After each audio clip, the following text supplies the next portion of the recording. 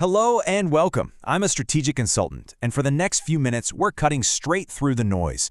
Forget the abstract theory. This is an execution-focused masterclass forged from decades of hard-won wisdom from the pages of the Harvard Business Review. Let's get to work. So, let's start with a tough question, a real gut check.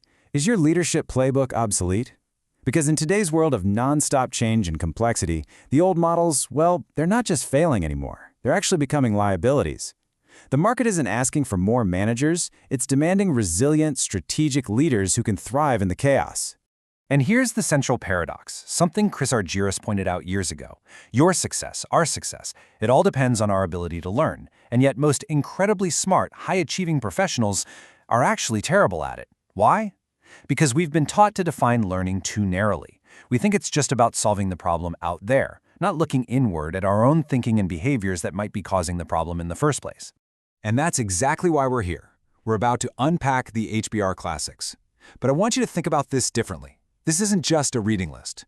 Think of it as your new arsenal, a curated set of battle-tested strategic frameworks designed to rearm you for the very real challenges you're facing right now. I mean, look, since 1922, HBR has been the proving ground for breakthrough ideas in management. What we're doing here is distilling a century of that wisdom into a single, cohesive, and most importantly, actionable system you can use today. Our game plan is built on three core pillars that work together as a complete system. First, we'll cover how to master yourself. Second, how to master your team. And third, how to master your strategy. And we're not going to leave you hanging. We'll wrap up with a concrete 30-day action plan to put it all to work immediately. All right, let's dive into Pillar 1, Master Yourself. This is the bedrock. Everything else we talk about is built on this foundation. All effective leadership, all brilliant strategy, it all begins with your personal clarity and your ability to manage yourself.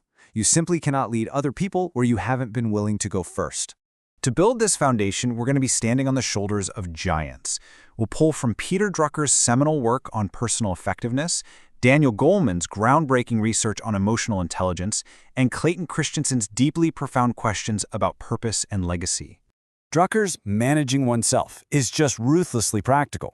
It forces you to stop asking, what do I want to do, and start asking two much more powerful questions. What needs to be done, and what is right for the enterprise? You see, without that critical shift in perspective, it's so easy to get lost in ego and personal agendas instead of focusing on making a real contribution. Then Goleman's work on emotional intelligence just reframes the entire definition of a great leader. Your IQ, your technical skills, honestly, those are just table stakes. They get you in the game. The real differentiator, the thing that separates the good from the great, is emotional intelligence. Look at these components. Motivation beyond just money, real empathy, and strong social skill. This is the operating system for effective leadership. So I'll ask you, which one of these is your biggest blind spot right now?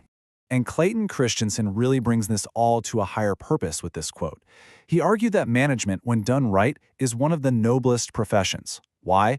Because it's your job to create an environment where other people can learn, grow, and contribute meaningfully. Your self-mastery isn't just about you. It's the key that unlocks the potential in everyone around you. And that flows perfectly into Pillar 2. Once you have a strong personal foundation, you can then build the engine of performance, your team. This is all about how you transform a group of talented individuals into a truly high-performing, cohesive unit. For this, we're going to lean on Chris Argyris to really understand organizational learning, Jim Collins to figure out how to drive results, and Daniel Goleman again to see how different leadership styles directly create or destroy your team's climate and performance. Argyris gives us this absolutely crucial distinction. Single-loop learning is about fixing the external problem. Think of it as adjusting the thermostat. But double-loop learning, that's about asking why the room is the wrong temperature in the first place. It requires you to look inward. And here's the thing. The smartest, most successful people often resist this the most because it means admitting their own mental models might be wrong. As the leader, you have to model this kind of vulnerability. It's the only path to building a true learning organization. So, you have these big goals. How do you actually make them happen? Jim Collins gives us this brilliant concept, the catalytic mechanism. Now, this is critical. It is not another bureaucratic process or a new form to fill out. It's a simple, clever device that creates a forcing function, something that makes doing the right thing the path of least resistance. It's the bridge between having a goal and actually getting a result. And Colin's own Come to Boulder rule is the perfect example of this. By requiring CEOs to come to him, he created a simple filter. It immediately forced them to show their level of commitment, which weeded out the people who weren't serious and ensured his time was spent where it could have the most impact. It's a genius mechanism. So what are the catalytic mechanisms in your organization, or are there any? Okay, this brings us to our final pillar, master your strategy. You've got a strong sense of self. You've built a high-performing team. Now you need the compass. You need to know where you're going. This is about setting a winning direction, and frankly, outthinking your competition. And for that, we're turning to two absolute game changers, strategic intent from Hamel and Prahalad, and blue ocean leadership from Kim and Malborn. Now, these are not about making small, incremental improvements. These frameworks are about completely redefining the game you're playing. Strategic intent just flips traditional strategic planning completely on its head. Most companies start with their current resources and then set a realistic goal. This framework does the opposite. You start with a massive, seemingly impossible ambition, like when Canon declared they would beat Xerox. That kind of goal creates an obsession to win that forces the entire company to innovate in ways they never imagined. It's about creating the future, not just reacting to it. And here's a powerful tool to put this kind of thinking into practice: the Blue Ocean Leadership Canvas. Just look at the fundamental shift it proposes. You're moving from a default as-is profile of controlling things and playing it safe to a to-be profile where you liberate, coach, and empower your people. And you get there by asking 4 simple questions about your own activities as a leader. What time-wasting tasks can we eliminate? What bureaucratic hurdles can we reduce? What forms of coaching and mentoring should we raise? And what new empowering opportunities for our team can we create? This is how you fundamentally reshape your leadership impact. Okay, we've covered a lot of ground. We've talked about the theory. Now we move from insight to impact. Let's talk about immediate application. These are your marching orders. But first, you have to remember, this is a unified system. It all flows together. A strong, self-aware leader, that's you, enables a powerful team, which can then go out and execute a winning strategy.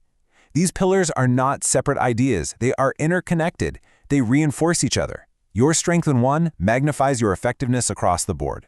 So here is your action plan. No excuses. Within the next 24 hours, I want you to take that blue ocean canvas and identify one low-value leadership behavior that you are going to eliminate. Just stop doing it.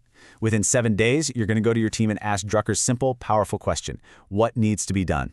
And then you're going to shut up and listen.